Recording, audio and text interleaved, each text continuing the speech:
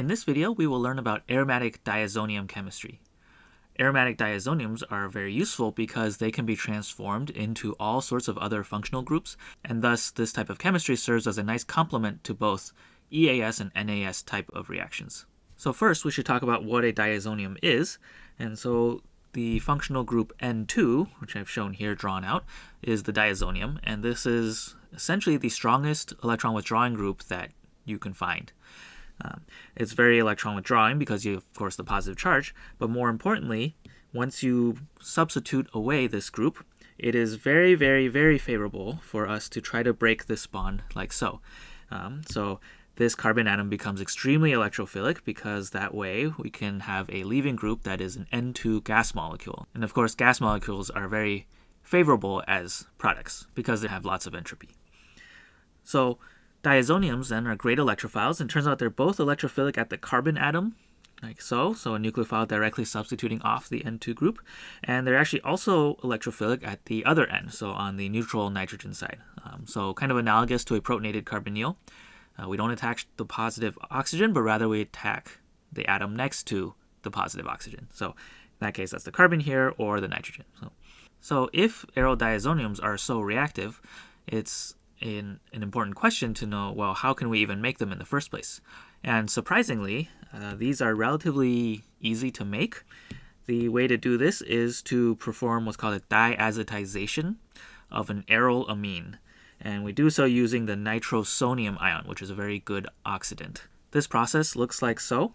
I'm showing you this for the molecule aniline, which refers to benzene with an amine group on it, reacting with sodium nitrite and some acid, and this is done cold because the diazonium is only stable at cold temperatures, so 0 degrees or below. The mechanism for this reaction is going to be a little bit long, but it looks like this. So the first thing that happens is that we need to get the second nitrogen, which comes from the nitrite, to be electrophilic and react with the nucleophilic pair of electrons on the amine here. The way this is done is to protonate sodium nitrite, making nitrous acid. And that single protonation is not enough, so we actually have to do it again.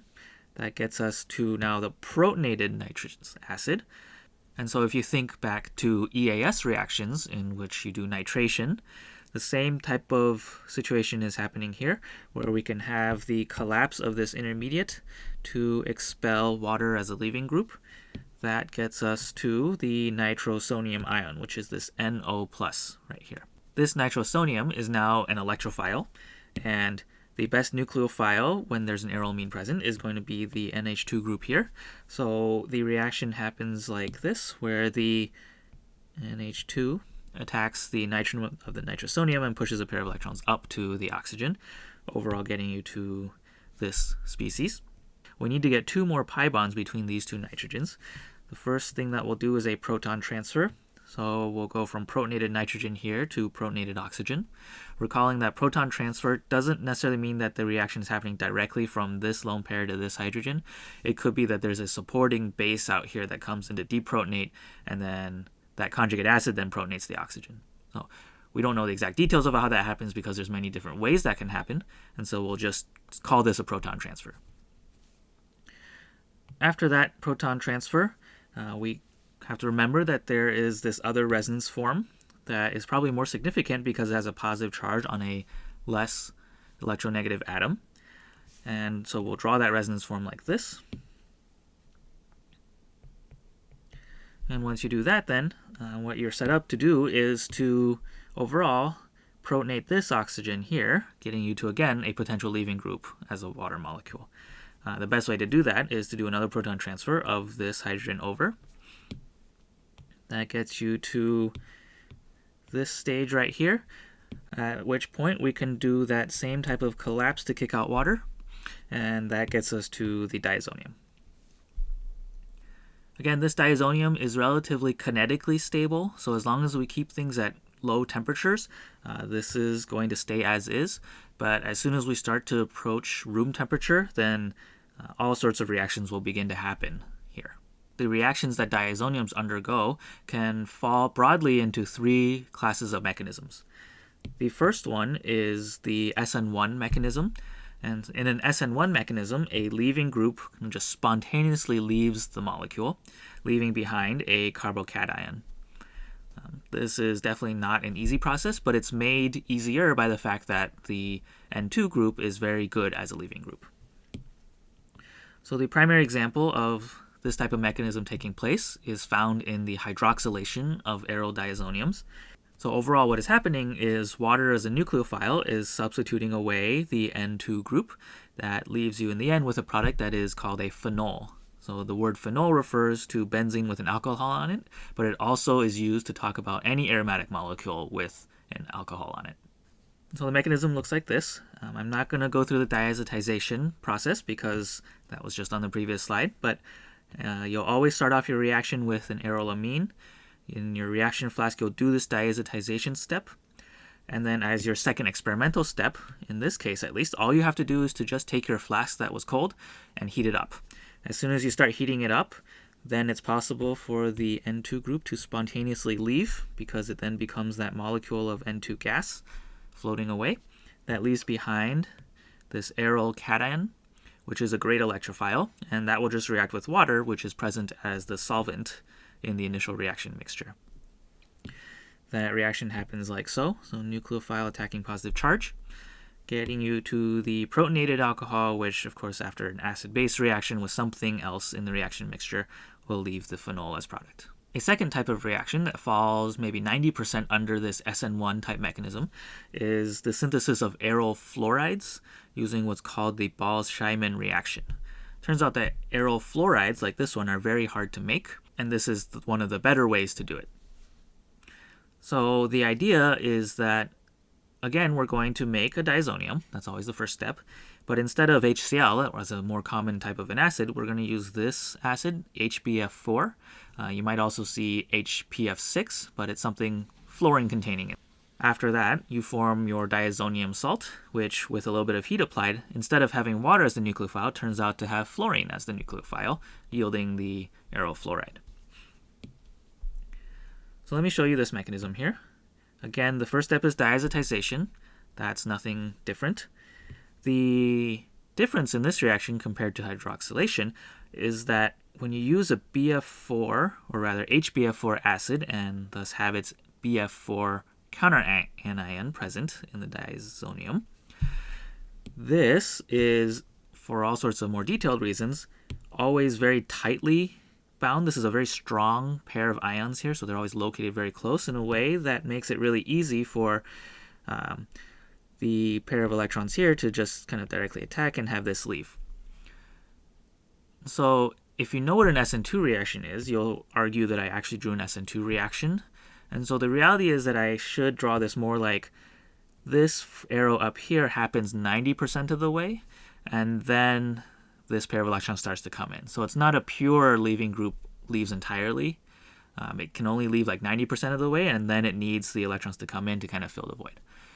Regardless, what's happening overall is the substitution of a fluoride nucleophile, substituting away the N2 group. You can imagine that this reaction is a little bit tricky to do because it is in competition with any water that's present. So in this second experimental step, water could also be the nucleophile. And so when running this reaction, it's actually very challenging because you need to first dry away all of the water from the first step before applying heat. And you can imagine that if you have something that's generating a lot of gas when you apply heat to it, that's kind of explosive. And so this reaction can be sometimes tricky and dangerous to run because it's hard to get rid of any water that's present and might ruin your percentage yield without also kind of inducing a bit of kind of decomposition or the leaving group leaving before you want it to.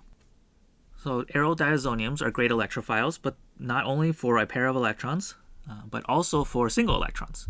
So Aerodiazoniums often react in what are called single electron transfer, or SET, processes as well. One form of substitution of an Aerodiazonium is in the reduction of Aerodiazoniums by the compound H3PO2, which is a hypophosphorus acid. So overall, what's happening when we say reduction is that we're reducing the number of carbon heteroatom bonds from 1 here to 0. So in essence, I've replaced the N2 group here with a hydride. Right? So put in a hydrogen here.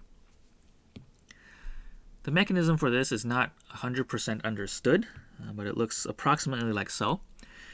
The first thing is that somehow we need to get our H3PO2 to be initiated into this radical species here.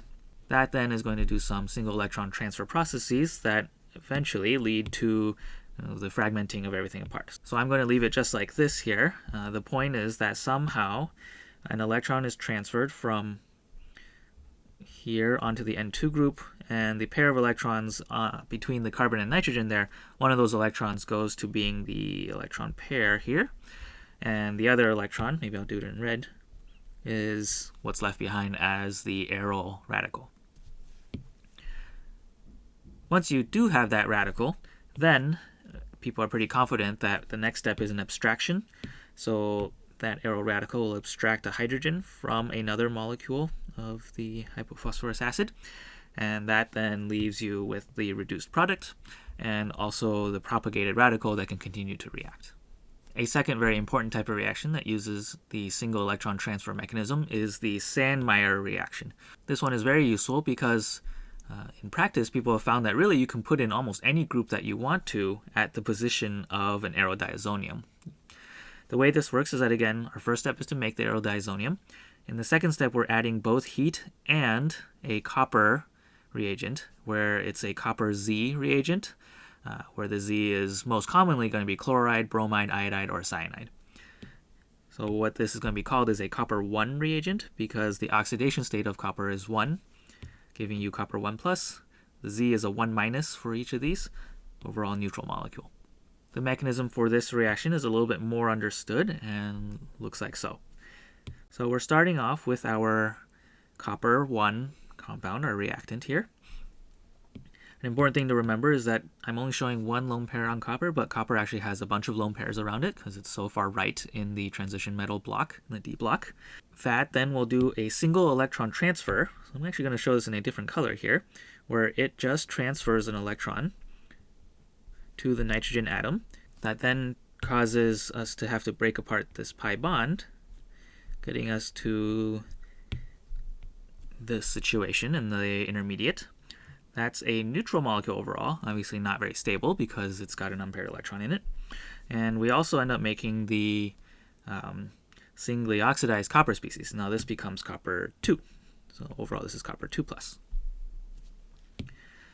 This copper 2 plus is found to react with the anion from the original diazetization to make a kind of a di-substituted copper intermediate.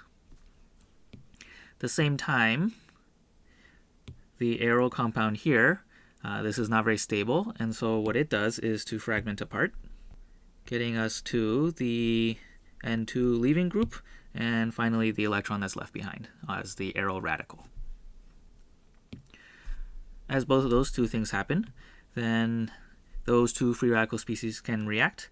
Overall, how this works is we get an abstraction of the Z group from the copper, and I should not draw my arrow that way, but rather do it like so to pair it up with the other unpaired electron. And so I said that this mechanism is a little bit better understood, but depending on where you look, you may actually see a different process for this second step that involves more kind of transition metal or organometallic type of mechanistic chemistry. That will be addressed in a video on organometallics. The third type of reaction mechanism that aerodiazoniums undergo is called adduct formation.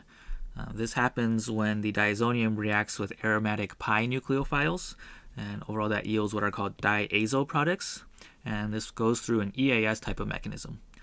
These Diazo products are very important because they are very colorful, and so many of the di molecules that you interact with on a daily basis are actually diazo compounds made through adduct formation from diazoniums. Here's a simple example of such a reaction. So taking an aerodiazonium here, reacting with the molecule phenol, which is activated. So this is really good as a nucleophile for EAS because of the electron donating group. That will then overall get you to the diazo compound, where the diazo group is referring to these two nitrogens in the middle. I'm going to draw out the mechanism for you, even though we should know how an EAS reaction works. So first we have our diazonium, and then we have our nucleophile. And our attack is going to happen like this. This should remind you a little bit of a Friedel-Crafts acylation, and indeed that is essentially the type of reaction it is. If you remember, we're going to do this reaction ortho-para, and probably para because we're dealing with a large electrophile here. That will get us to this intermediate, which of course then we can deprotonate and rearomatize to get to our product. So that was a look at aerodiazonium chemistry. Aromatic diazoniums are really great as an intermediate to forming all sorts of other types of aromatic compounds. And so in the synthesis of a molecule that has many steps, it's very common to see that an amine will then be used as a placeholder and transformed into a diazonium, which is then transformed into something else.